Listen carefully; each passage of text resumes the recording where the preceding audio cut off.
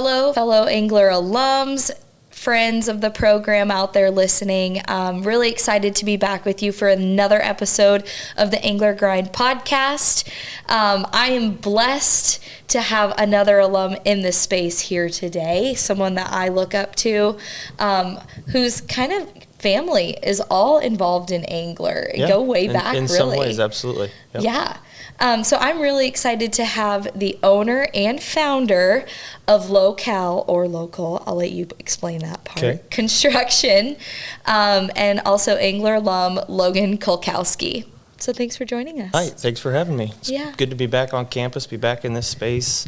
Love this building. I was here when we had the old Miller Hall, and this place is crazy. I hadn't been on campus since they redid all the courtyards and everything up between the library here and Massengale's over here. Right. But the Union and Philly Hall and all that just looks beautiful. And it's fall here right now while we're recording, and just seeing the trees turn color is very, very pretty. Yeah, East Campus has a special place in all of our It alums' absolutely hearts. does. While it's changing and maybe doesn't have the old quirks of Miller Hall like we had, very, very beautiful still. Absolutely. And trees make it nice, so don't get rid of that UNL. So you're an angler alum. Will you at first start with telling our audience a little bit about where you're from and who you are? Okay. The Hannah Montana show plays me best. I call myself the best of both worlds. I grew up in Omaha, Nebraska, went to grade school, high school, everything there until college here at the university. And then my interest area as I grew up was in a family ranching operation in the northeastern part of the state in Lynch, Nebraska, right on the edge of the Sandhills. But I call Omaha and Lynch home. Right now I live in Omaha. It's where I grew up. That's where I've started my newest part of my family at. So Omaha for now. Yeah. I was listening to a podcast this morning that was saying, like, home is wherever your family is. Absolutely. And so that kind of reminds me of you, cool. Sharing a little bit about the ranch life. Yep. And having Omaha as part of that. Absolutely. It's a big part of your story. It is. So you graduated from Omaha and then went to the university after that. Yep. Okay. Tell us a little bit about your university experience. University experience was awesome. I was not decided on the university, your senior year of high school. I guess I was most of senior year, but actually my junior summer I made it to a summer program called NAYI, Nebraska Ag Youth Institute, and that absolutely opened my eyes. I had a little bit of ag background with our family ranching operation, but I didn't grow up on it. So it was a little different. I knew about agriculture. I knew how to fix fence, work cattle, do those things, but didn't know the backside that was involved in agriculture necessarily. That opened my eyes to it, and then also to the university that hosted the event. And I was like, holy mackerel, this is a group of people that I can get the life that I enjoy with the background that I've had. So the university felt like a great fit. Coming here was an absolute blessing. I was able to do undergrad and a master's program here thanks to great faculty that helped coach me in the directions to make those things possible. Great advisors, great programs like the Angler program that I was able to be involved in that, you feel like you're a busy individual when you're in college, which helps you experience so many different things in such a short period of time. So university is, in my blood. We bleed red. So, yeah, amen to that. What was your angler experience like? My angler experience was very good. You're a shy little freshman coming in. I didn't have any businesses that I was actively involved in or wanting to for sure proceed on. Sat down with Tom, with Brennan, with Dave, with all the faculty here at the time and alumni, and the current members that were older than me that I looked up to. And I tried several different things. One of them was, our $50 business. We did something very similar to that when I was here. That didn't do much. It was just kind of a filler. What was it? Do you want to share? I don't even remember, to be honest with you. But I think we did it in groups. Mine was in a group, yeah. Yeah. And I don't remember what we did, but one of my most core memories was Tom Field had taught in a management class over on city campus. Was it the family business? It was family business. Everyone talks about that. And I loved that class. That was the only class that I was very thankful to go to city campus for. And I remember talking with Dr. Field about it. He purposely scheduled it for early in the morning so that we could weed out some of the city campus kids, and it worked. He still has it like that today. Good. That's awesome. So I remember he kind of had us do like a storyline of your career, your life, what you want it to be, and I still have that. It's not in my house, it's in my bedroom at my parents' house, but it's still all on a display board there from when I made that project for that class. But the Angler program, the experience here definitely helped me be more social and be out of my shell, because I was very introverted, still kind of am, not all the time. But this program helped me open up to like-minded people and different-minded people, and then provided a space to talk and workshop and do things like that. So it was really cool. Yeah. You mentioned in class you built like a vision for your life. Yep. How is that vision? Just out of curiosity, do you remember what was on it, and is it? I don't remember still everything what it that is? was on it. I will tell you that my life has not necessarily roller coaster, but definitely changed from what I thought it was going to be in college. I went to school here with an Angler minor, but in ag business and their banking and finance option. Come from a long line of bankers. Sorry if you're watching, family. I couldn't be a banker. I couldn't sit still. Sitting at a computer, I have to do it for work now, but I don't want to do it more than I have to. So I found a career that I can work with my hands, interact with people, and do as little computer work as possible. Sure. But the vision board probably reflected, having goals in general and making sure you stick to them and finding ways to move towards them as time goes on. So whether that be write down your to-do list, write down your future goal list, have it written down. That's always been big for me, because if I don't write it down, in college I definitely had the memory to remember everything. Now there's so much going on in your mind that you got to write it down or it's gone. So just the mindset of being an entrepreneur, being a good spouse, a good friend, a good community member was definitely things that I wanted on my vision board. Yeah, that's really cool. Some people don't think about those things and plan intentionally, so what I'm saying is I'm really glad Tom has a class like that. Yeah, we have, and that Angler is preparing people. Mm-hmm. Yeah. So grew up in Omaha, but you also kind of grew up in Lynch. Yep. Where are you today? Today we're in Omaha. I run my construction business out of Omaha. My wife is an attorney in Omaha, and we weekend warrior up to the family ranch 2 weekends a month. So 4 days on average a month we head up there and we do different projects, the old agriculture way, I guess, the farm way. But Omaha is what we call home. Cool. Get the best of both worlds. Yep.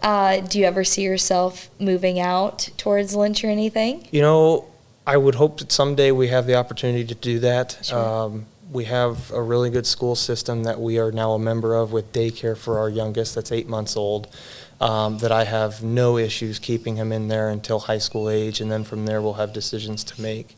But at some point I would like to have the opportunity to, if not full-time out there, have some sort of a stake in there a little more long-term, to be a little more invested in that community and help with local events and things like that, yes. Yeah.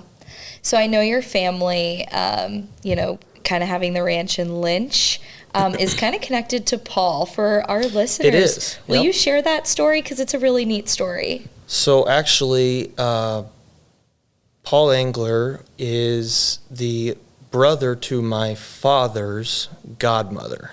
If that doesn't make sense, we have my dad and you have godparents, and Paul's sister is my dad's godparent. I don't know if that helped explain it or not. Oh, yeah, for sure. But so my dad grew up in Bassett, which isn't too far from Long Pine, where Paul grew up, had his start in the ag and in the cattle world. And so I met Paul long before he donated to the university and, kind of got into this. My first time remembering Paul we were driving to Norfolk, Nebraska for Katie, Paul's sister's. I don't remember what year, but it was like a 70th wedding anniversary party. Might not have been 70th, might have been 60th. I don't remember. But Dad's like, there's going to be a gentleman here that you need to be very polite to and you need to introduce yourself to. I'm not going to introduce you, but you need to go say hi to this guy. I'm like, who's this? Go, Chris. Yeah, go Dad. What a good lesson. So I remember seeing him in the corner, and I was like scared out of my mind because my dad's like, this is the precedent. This is an important person. Mm-hmm. You need to go say hi to him. And so sure enough, I did, and so shaky and so much younger that I don't really remember the conversation. But I do remember him sitting there, and I remember one of the things he said was, always tell the truth. It doesn't matter if you know the answer to something. You tell somebody that you don't know the answer, but that you'll go figure it out. He was very big about honesty. He was very big about, it's okay if you don't know it, figure it out, and then right the wrong in that situation. That's something that I remember forever, will forever. My first interaction with Paul, before the Angler program, before even thinking about college. I think that was before high school. Wow. So, but yeah, little family dynamic there, absolutely. Yeah, for sure. So you came to the university, you went through the program, and married with an 8-month-old. Yep. Share a little bit about what your life looks like today. Absolutely. My life, just like anyone with an infant, is pretty hectic. I think I have it bad, but I know a lot of people have more than one or expecting another. Hey, and I'm yours sure sleeps through the night. That's true. Mine does sleep through the night.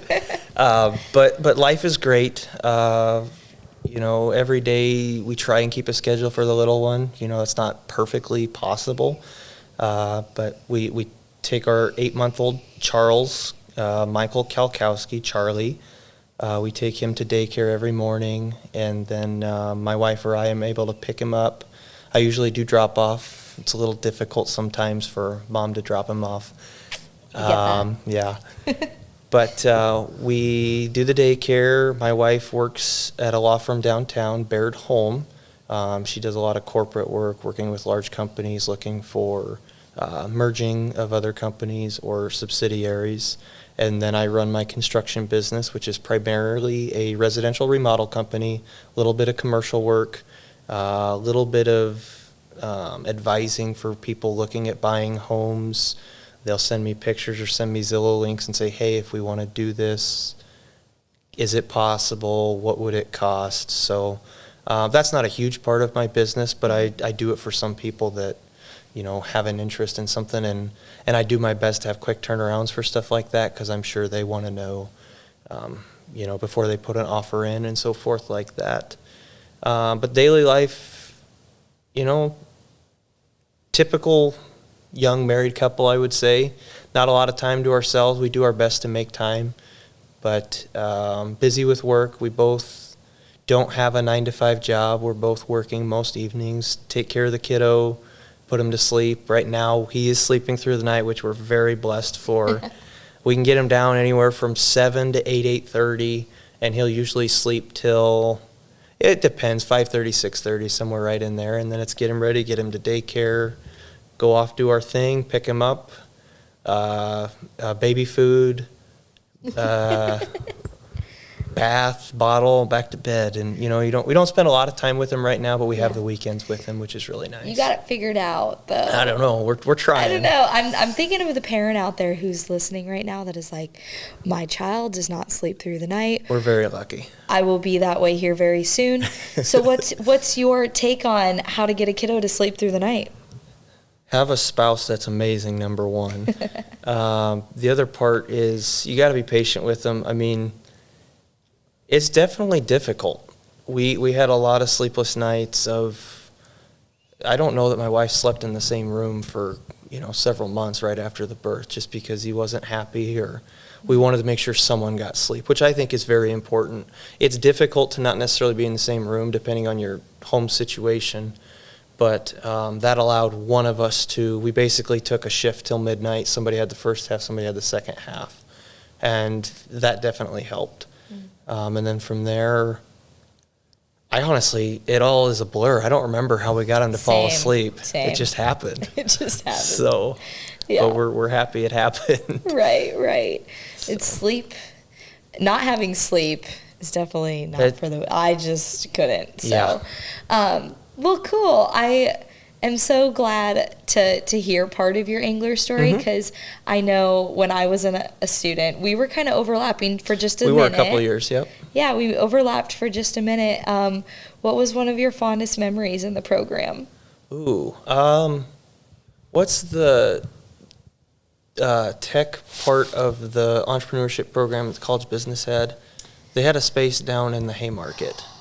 Oh, are you talking about the Fireside event that we hosted down at? Yes. I can't think of the name of the building. But it was down in right now, but it was down in the Haymarket. Yes, area. it was Fireside down in the Haymarket. Yep. Honestly, that's the first thing that came to mind was that event, because sure, I was familiar with a lot of the students that were in the angler program, but that opened us up to a whole nother program of brilliant minds in a different world, really, and getting to communicate, network, talk with them, see.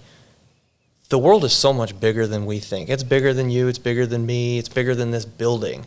And to be able to see that in this little town of Lincoln, there is still a whole nother network, not necessarily exactly like the angler program, but of people that have the same mindset, same concept to pursue in life. So that event is definitely one of the larger things. The other one is just the mentoring that I received from Dave and Tom specifically while I was going through several different business ideas, which was really cool. So you mentioned business ideas. Yep. First question I have is, when did you realize that you were an entrepreneur? And two, did you know in college that you were going to start a construction business, or did you just like to get your hands dirty? Well, we'll get to the second question. I need to remember that. The first one, what was the first question? I'm when sorry. did you no, you're fine. I totally got ready to answer the second one. When did you realize that you were an entrepreneur? Was it when you were younger, or was it when you came to the program? I would say I never really thought of myself as an entrepreneur. I mean, growing up with an ag background, you kind of have that concept in the back of your head of you don't have a traditional job, you're not going to work 9 to 5, you're going to have some responsibility of what you do throughout the day. It's not going to be a list that someone gives you to get done. So that concept, I think, has been with me since a young age. Did I consider myself someone that was going to be an entrepreneur full-time? No, definitely not. I definitely thought, I grew up with the banking world. My dad's a banker. My uncles are bankers.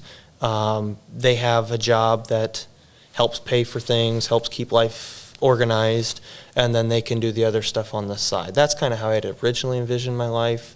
But full-time, managing everything kind of on my own, I did not expect. The second question was, what again? Yeah, did you know you were going to start, a business post-college, or did you kind of have that idea while you were in college? Yeah, so the idea of a construction business for me was definitely not an initial thing on the cards. Maybe towards my senior year of college, I had started to think that direction.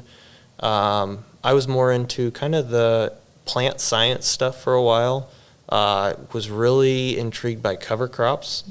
So I did a lot with that, with Dave's help and through the greenhouses on East Campus over here.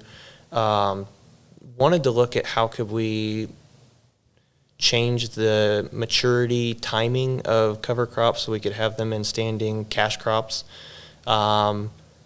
I thought that was my passion. Cover crops and animal or plant science and soil science is definitely a passion of mine.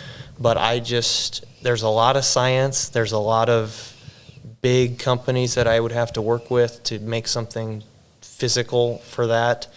And I just didn't feel like I was up to it.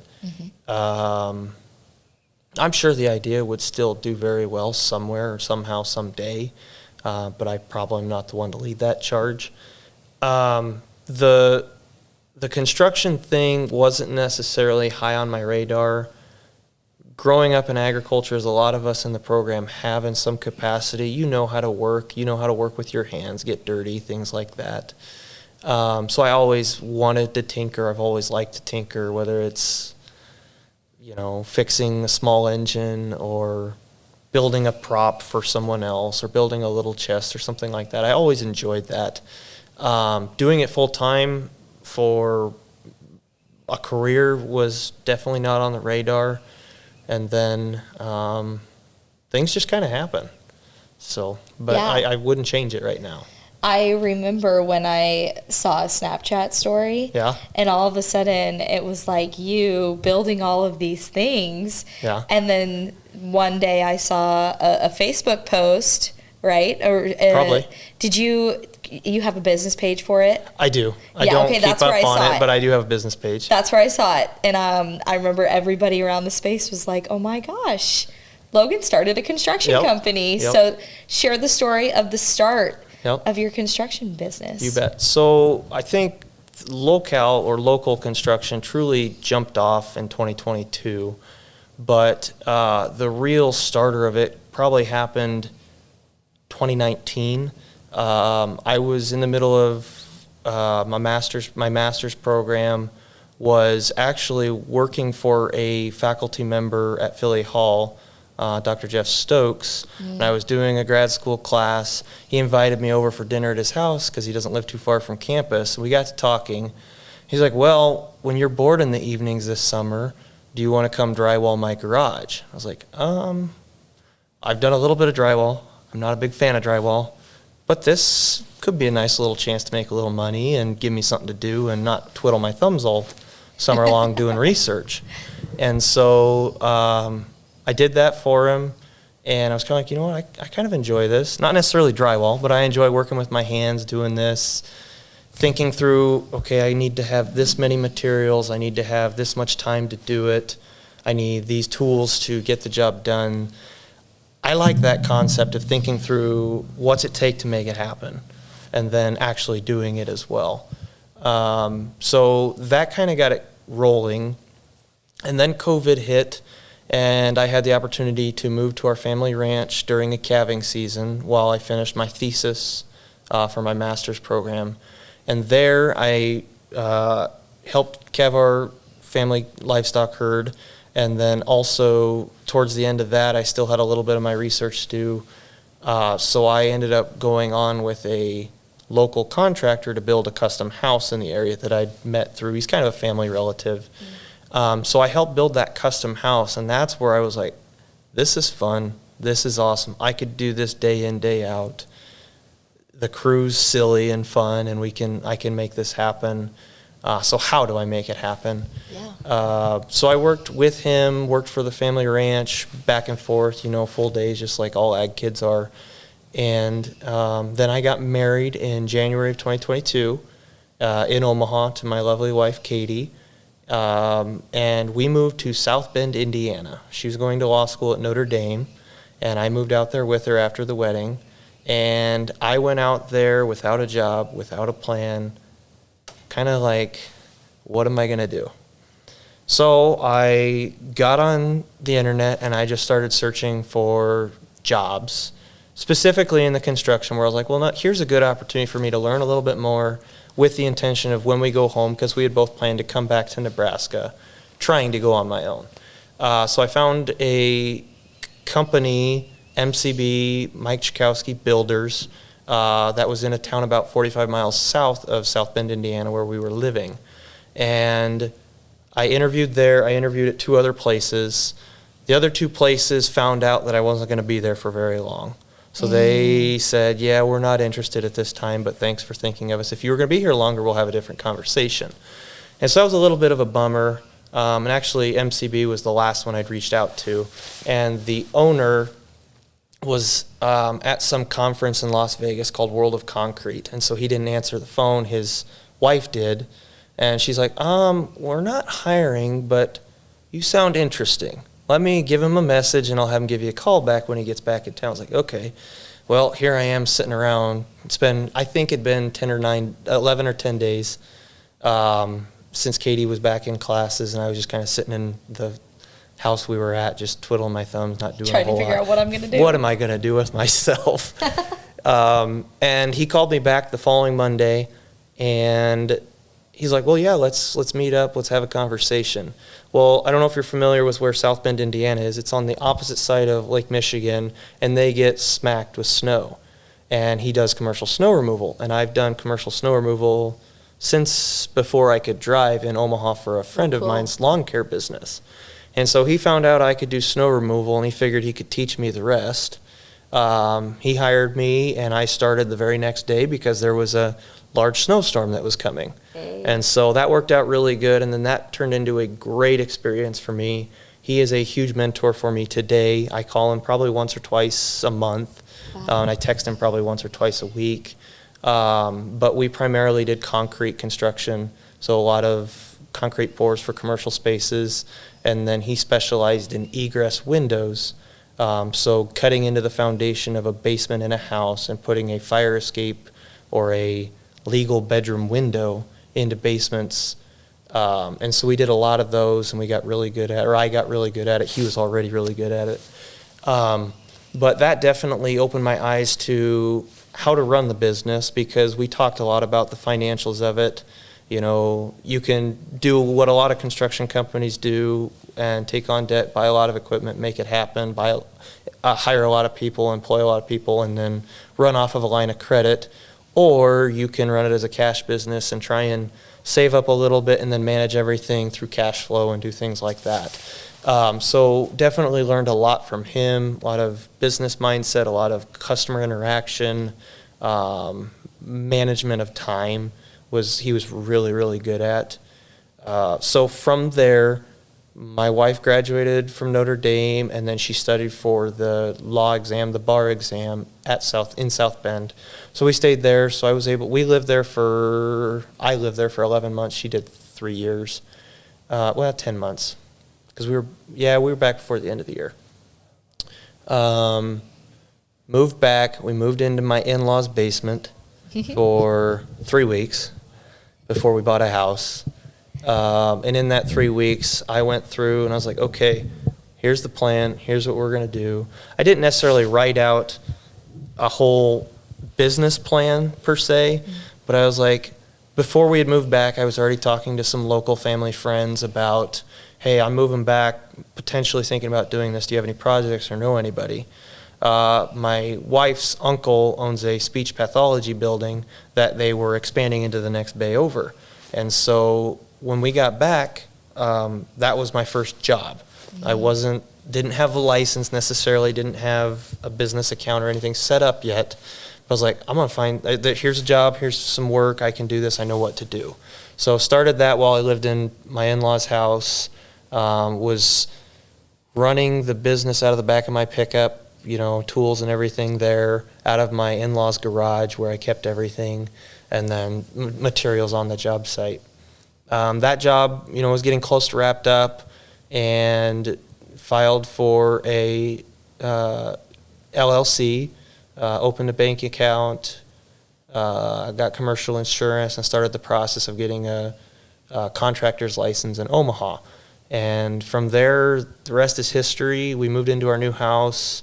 I had purchased an old horse trailer from a local neighbor up at the farm, and fully enclosed it. So, a lot of not like a travel horse trailer, just a stock trailer.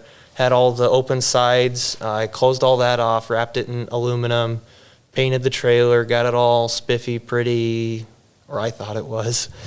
And I used that as my contractor construction trailer for not quite a year, pretty close to a year, till the next, 9 months or so. And I parked that in our driveway in Omaha, which I'll tell you, that gets a lot of looks. Actually, it got one too many looks because I had the police called, and we don't have an HOA where we live, but the police wrote me a citation saying I had 30 days to remove it, or I could, argue it in court. And I was very tempted to argue it in court. My wife's an attorney. We looked it up. I know I'm going off track here. No, this is good stuff to hear. But you're going to run into this in business, is you're going to have people that may not want you to succeed, or they may not like the way you do things. And I had a neighbor that I think I know who it is today, but I'm not sure. Not one that I'm close with or right on my street. They actually live a block and a half away. but called me in the city of Omaha, Douglas County. If you don't have an HOA, you are legally allowed to park a non-motorized vehicle, so a trailer, in your driveway if it is under 20 feet long. My trailer, my horse trailer, was a 16-foot Titan stock trailer. And 16 foot is 16 foot in my book, but that doesn't count the length of the hitch. So my trailer with the hitch and everything was like 20 foot 11 inches. I went out and measured it after I saw the citation in my door. And so I was ready to argue it because the title to the trailer, my registration on the trailer all says a 16-foot trailer. And my wife was ready to fight it, and I was like, you know what, I'm not going to do this because if I win this, I'm still going to have a grumpy neighbor. So started looking for other options, and I found a enclosed trailer, a used one on Facebook Marketplace, that was a 16-foot enclosed trailer, but from the front of the receiver hitch to the rear bumper was 19 feet, 10 inches. So I was just under that 20-foot limit. And I was like, well, if I park this in my driveway just like I did the old one, Karen, let's just say, can't do anything about it. So I did that, never had another complaint. Still own the stock trailer. It's up at the family ranch. Don't use it very often, but I have it in the event I ever need it or something. But I don't remember where I was going with that. But anyway, business just kind of took off after that first commercial property job, and definitely was just word of mouth at the beginning. And now I don't do any advertising, so I guess it's all word of mouth. Wow. But it moved past just friends and relatives onto people that have heard of me through someone else at work or something like that, or saw me in the neighborhood. So it's been good. Yeah, I love hearing the story of it because I never knew. I didn't know you were in Indiana. At that time in 2022, because I got married in June that year, I was consumed planning a wedding. So I just was kind of consumed by my own world. But wow, what a story of your business and how that kind of came about. And the story you shared of the mentor that you met, like no better way to learn from somebody than who's already in the... Absolutely. Yeah, and obviously in his own timing and his plan, put you in contact with him. Snow removal, I just can't believe all of the little connections that you had and the path and the journey that you've taken, and how it's all connected is really cool. You must have some pretty lighthearted and kind in-laws. Absolutely, I do. I have great in-laws. To let you park everything there and keep your things in your I don't garage. think I had anything I had a vehicle in their driveway or on their street, but I don't think I had a trailer. Not a trailer this time, but I brought to the horse trailer. Actually, we used it to move all of our stuff from Indiana back to Nebraska 3 weeks prior. Then I parked that at my parents' house in Omaha because they had open driveway space and they didn't care. And it was pretty common to have a trailer in their driveway. So then if I needed the trailer to go get 2x4s or something, I'd go get it from my parents, take it. But so full-time construction business. Full-time plus some construction business. Wow. So do you have employees? I do. This year, midsummer, I actually pulled the trigger on figuring out how to do a W-2 employee and workers' comp, which is a lovely part of business, and have all that going. Before this summer, I did a lot of 1099, the old-fashioned way that everybody has talked about or potentially done. A lot of them were friends of friends or family that helped me when they had availability. I have one friend in Omaha that runs a lawn care snow removal business that he and I have partnered up where it's a legit 1099 subcontract contract between us of I help him with snow removal while he helps me in the wintertime. So come December 1st, I'll have 2 full-time employees with myself, so 3 guys on site. So, and that, right now that works really good. The one individual I have working with me is at a high school, taking some classes at SEC, kind of part-time. So he works for me 3 to 4 days a week, full-time in that. I call that full-time, and classes the other day. But definitely young, learning a lot, trying to be as good of a mentor as I can be for him. He wants to go into this type of work, so trying to educate through not only the physical work but also the business concept of, well, James, this one took us longer than it should have, so there's no repercussions to you as an employee, but if you ever want to get to this step, here's what we look at. Here's how I manage the invoice, and if it's an estimated job, here's how I compare my estimate to our total actual costs, and this is how I manage the next estimate that I create, and so forth like that. So trying to be as transparent with him as I can be with the numbers so that he's aware. I don't know if he cares, but I think it's important to try and educate. I've always liked to educate. I'm not a teacher, but you feel good when you can help someone else kind of understand something. So, but yeah, so that for employees, and then I'm on site for almost every job I do. I've started to sub out more just because my timelines have gotten longer than I wanted to be. So finding others that might specify in one area that I do work in to speed the process up has become very important. Cool. Well, you remind me of your dad a little bit in the sense of you like to educate, given that he's come to almost every single fireside that Angler's ever put on. So very thankful for you sharing your story here today. Yeah. And I know the other alums who were like me, consumed in their own world, just appreciate being able to hear what you've been up to the last couple of years and the start to your journey of local construction. So very excited to talk to you more and dive into the things and the lessons that you've learned.